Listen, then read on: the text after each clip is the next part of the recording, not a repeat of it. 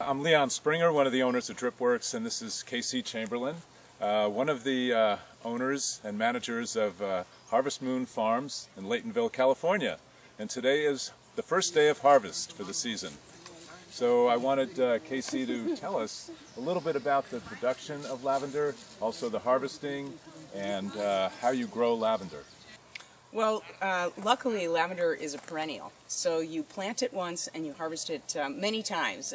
In this case, they say the production years are like from 12 to 15 years. This is our 7th year with this field, and they say it takes like 3 years for the plants to mature before you see much of a harvest in terms of distillation.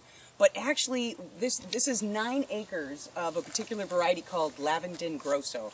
It's a hybrid of an English and a latifolia, and this is one of the largest oil producers. It's very disease and drought tolerant, this particular variety, and they say 98% of the world's lavender is currently planted in this.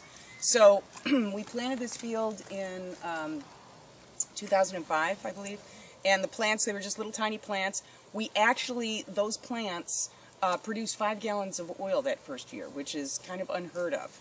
And then the second year it was 22 gallons, the third year 32 gallons, then 52 gallons, and last year we were hoping for 78 gallons, but we actually got 91. It was a bumper crop. It produces 1.5, it increases 1.5 times every year. So we're anticipating 131 gallons of oil this year and around 1,300 gallons of hydrosol. So we cut the flowers, we take it back to the farm, we have a distiller there, it has 2 tanks, 100 and 150 gallon tank. The steam goes through, it's much like steaming vegetables. The steam travels through the flowers, okay, removing the active constituents, and then they reverse that process by putting it into through a condenser. That turns the steam into distilled water, essentially, which we call hydrosol because it has a little bit of the water-soluble constituents in it, and then the pure essential oil as well, a little bit of that floats on top. So it's more than just distilled water. They refer to it as flower water, and it has a medicinal component, and they use it for making lotions and creams. 1,300 gallons of hydrosol.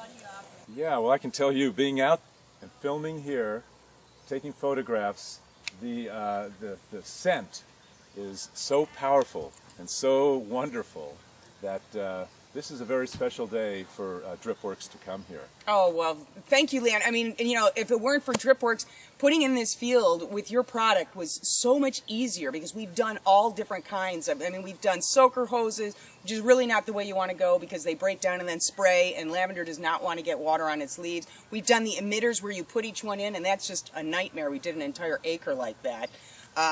Good way to get calluses. So this pre-cut T-tape rocks. It's just fantastic. You just like roll the stuff out, you know, it's pre-cut, and then you just connect it up. So this made our process so much easier.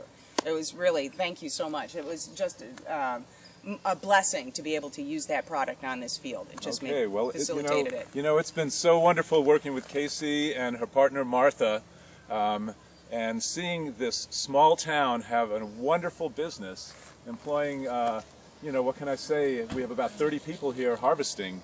That this is very inspirational, and hopefully it'll be very lucrative for you.